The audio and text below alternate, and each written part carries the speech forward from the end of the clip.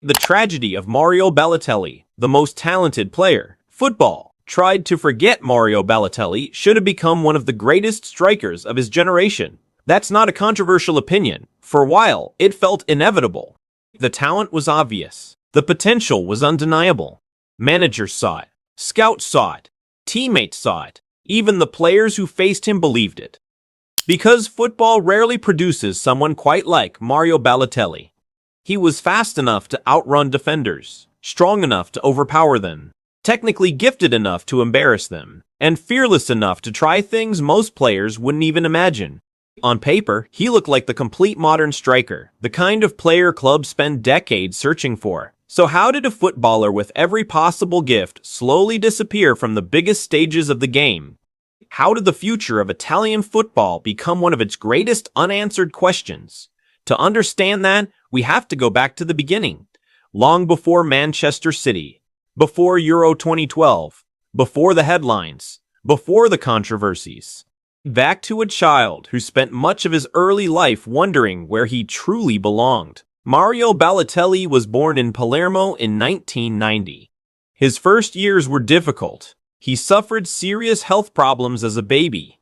His biological parents struggled financially, and eventually, he was raised by the Balotelli family in northern Italy.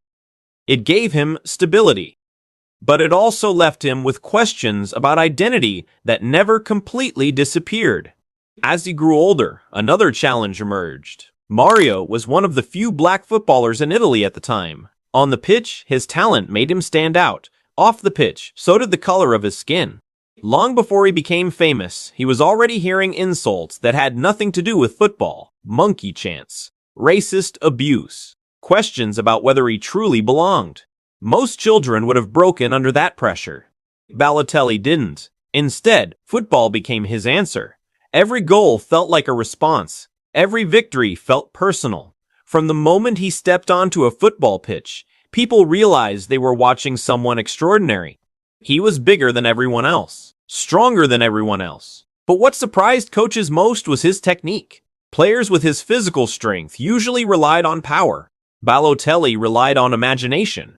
He scored impossible goals, attempted outrageous shots, played with a confidence that bordered on arrogance. Some loved it, others hated it, nobody ignored it. Soon, Inter Milan came calling. One of Italy's biggest clubs had found their next wonder kid. At Inter, Balotelli didn't look intimidated. He looked as though he belonged. Goals came naturally. Pressure meant nothing. Big matches brought out his best. Many believed they were watching the future of Italian football. Then Jose Mourinho arrived, one of the greatest managers in football history, a coach famous for demanding complete discipline. At first, Mourinho admired Balotelli's ability. How could he not? Few young strikers possess such natural talent. But admiration quickly turned into frustration, because Balotelli never behaved like everyone expected. One day, he would score a match-winning goal. The next, he would lose concentration in training. One week, he looked like a future Ballon d'Or contender. The next, he became the biggest talking point for reasons that had nothing to do with football. Years later, Mourinho made one of the most famous comments of his career.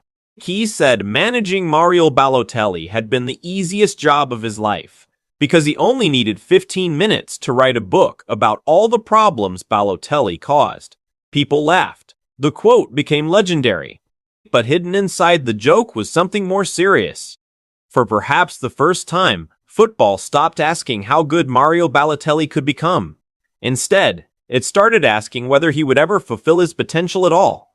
The talent had never been the question. The question was everything else. Balotelli often looked like someone fighting battles nobody else could see. Every mistake became a headline. Every celebration became a debate.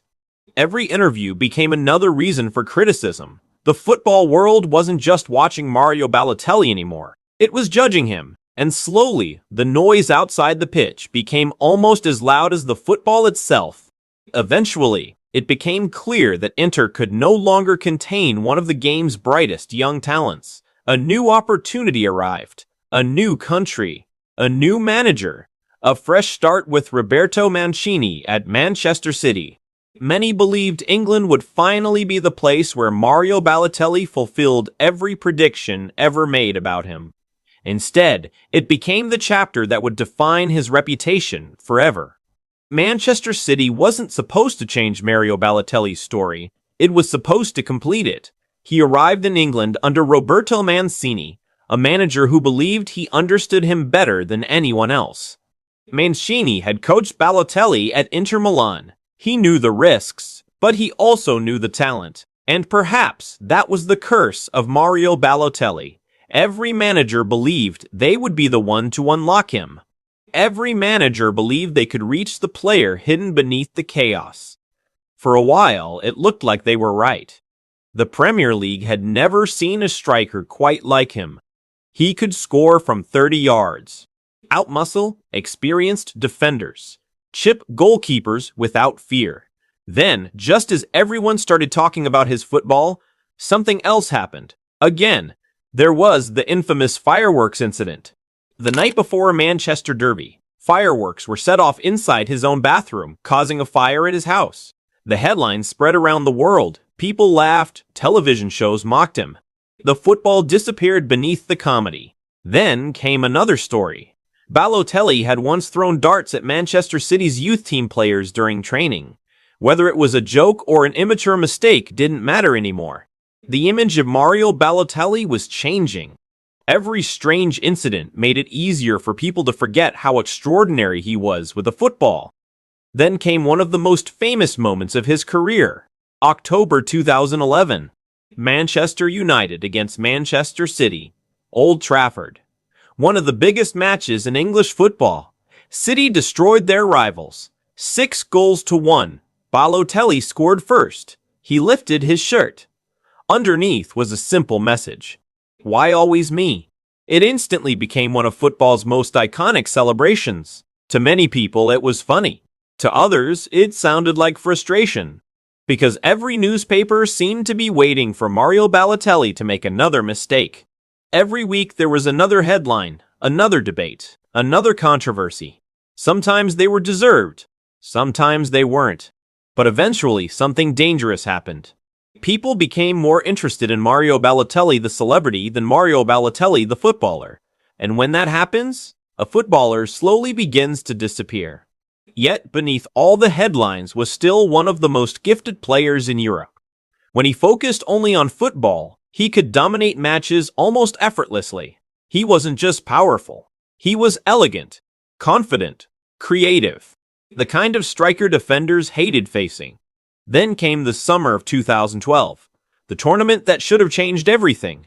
The European Championship. Italy arrived without being among the favorites.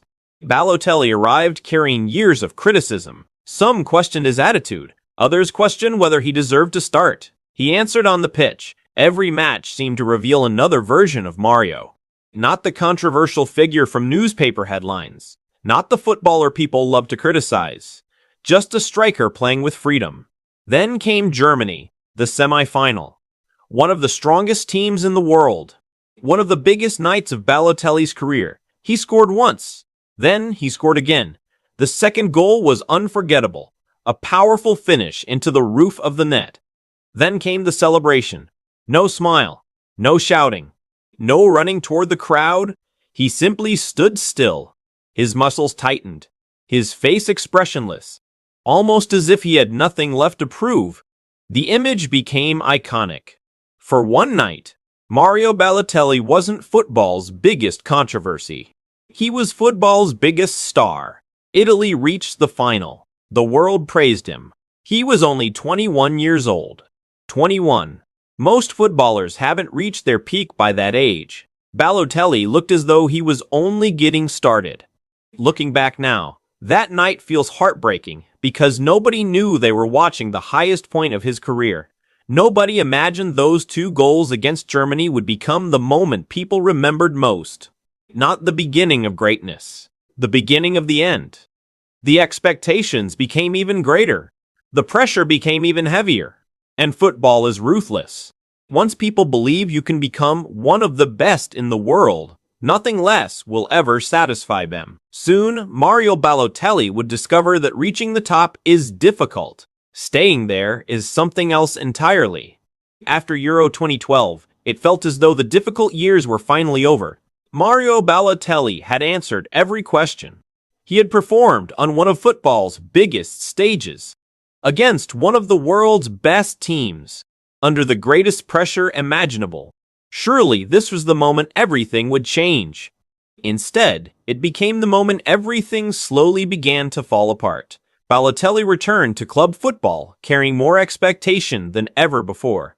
Every match became another test. Every missed chance became another headline. People no longer wanted flashes of brilliance. They expected greatness every single week. That was the standard he had created for himself. Eventually, he joined AC Milan, back in Italy, closer to home, closer to the people who had always believed in him. For a while, it looked promising. The goals returned. The confidence returned. The smile returned. Fans began dreaming again. Maybe Mario Balotelli had finally found where he belonged. Maybe all he had ever needed was to come home. But football has a cruel habit of giving hope before taking it away. Soon, another opportunity arrived. Liverpool, one of the biggest clubs in the world. The club had just lost Luis Suarez. They needed someone capable of leading the attack. Balotelli was given the chance. It wasn't simply another transfer, it was the biggest opportunity of his career. The opportunity to prove he belonged among football's elite. The opportunity to silence every critic. The opportunity to become the player everyone had imagined. Instead, everything unraveled. The goals stopped coming. His confidence slowly disappeared. Every touch seemed heavier. Every mistake seemed bigger. The pressure became unbearable. The supporters grew frustrated. The media became relentless. Week after week, the headlines became more familiar. What's wrong with Mario Balotelli? Where has his confidence gone? Has his talent disappeared? But talent doesn't simply disappear. Confidence does. Footballers rarely lose their ability overnight. Sometimes they lose something much more important: belief. And perhaps that was the real beginning of Balotelli's decline. Not because he forgot how to play football, but because the game stopped feeling like freedom. Every match became an examination. Every missed opportunity became proof that he wasn't good enough. The same confidence that had once made him extraordinary slowly became hesitation. Managers stopped building teams around him. Instead, they began looking elsewhere. Young strikers arrived. New stars emerged. Football moved forward. Balotelli remained stuck trying to recapture the player he used to be. Loan spells followed. More transfers followed. Each one was described as a fresh start. Each one carried the same promise. This time will be different. Sometimes, for a few weeks, it was. He would score a brilliant goal, produce a performance that reminded everyone of the old Mario. The conversations would begin again. Maybe he's back. Maybe this is the comeback. But the comeback never lasted. Not because the talent had vanished, because consistency never arrived. Years earlier, people had compared him to the greatest strikers in Europe. Now they were wondering whether he still belonged at the highest level. Football can be brutally honest. It doesn't remember what you might become. It remembers what you repeatedly show it. And slowly, painfully, the football world stopped waiting for Mario Balotelli to become great. It simply moved on. For many players, failure comes suddenly. One injury, one mistake, one terrible season. For Balotelli, it happened differently. It happened quietly. One transfer at a time, one missed opportunity at a time, one forgotten season at a time, until one day, people looked around Europe and realized something strange. One of the most naturally gifted footballers of his generation was no longer part of football's biggest conversations. Not because he lacked ability, but because somewhere along the way, football stopped believing. Balotelli continued playing football. France, Italy, Turkey, Switzerland, different clubs, different leagues, different beginnings. Each move carried the same question. Could this finally be the comeback? Sometimes, for a few matches, it looked possible. A spectacular goal, a dominant performance, a reminder of the footballer the world had once fallen in love with. The talent had never disappeared. Even years later, Balotelli could still produce moments that left defenders helpless, which only made the story more painful, because every flash of brilliance reminded people of everything that had been lost. Looking back now, it's easy to blame Mario Balotelli alone. Many people do. They point to the controversies, the arguments, the missed opportunities, the moments of immaturity, and certainly he made mistakes, plenty of them. But that isn't the whole story, because behind the headlines was a young man who had spent much of his life trying to prove that he belonged, a boy who grew up facing racist abuse, a footballer judged as much for his personality as his performances, a player whose mistakes became global news while his achievements often disappeared beneath them. None of that excuses the decisions he made, but it helps explain why his career became so complicated. Football is played with your feet, but it is survived with your mind. Confidence, trust, belonging, peace. Those things cannot be measured on a statistic sheet, yet they often decide careers. Mario Balotelli had all the physical gifts needed to become one of the greatest strikers of his generation. What he never seemed to find was stability. Every season felt like another fresh start. Every manager believed they could finally unlock him. Every club believed they had signed the player everyone else had failed to understand. Eventually, they all reached the same conclusion. Not that Mario Balotelli lacks talent, but that talent alone was never enough. And that's what makes his story so fascinating. Because depending on how you look at it, his career was either a success or a heartbreaking disappointment. He won league titles, domestic cups, the UEFA Champions League. He represented Italy on the biggest international stages. He produced moments that millions of football fans will never forget, achievements most players can only dream about. Yet when people discuss Mario Balotelli today, they rarely begin with his trophies. They begin with a question, what happened? Because they remember the player who seemed capable of absolutely anything. The striker who could score impossible goals without appearing to try. The young man who looked destined to dominate European football for the next decade. Maybe that's the real tragedy of Mario Balotelli. Not that football forgot him. Football never truly did. People still remember the goals against Germany, the "why always me" celebration, the moments of brilliance. What football forgot was the belief that he would one day become everything everyone expected. And perhaps that's even sadder, because there was a time when Mario Balotelli wasn't just another talented player. He was the future, a future that slowly disappeared. Not in one dramatic moment, not because of one terrible decision, but through hundreds of small moments that slowly pulled him further away from the greatness that once seemed inevitable. We'll never know how great Mario Balotelli could have become. Maybe he would have won the Ballon d'Or. Maybe he would have become Italy's greatest striker of his generation. Or maybe football was always going to unfold exactly this way. What we do know is this. For one brief period, Mario Balotelli made the impossible look ordinary. He reminded the world that football isn't only about tactics, or statistics, or trophies. Sometimes it's about possibility. The feeling that you're watching someone capable of changing the game forever. And sometimes, the players we remember most aren't the ones who fulfilled every expectation. They're the ones who left us wondering what might have been. Because football can give you talent, opportunity, money, fame, even the love of millions. But it cannot promise that potential will become greatness. And few modern careers prove that more than Mario Balotelli.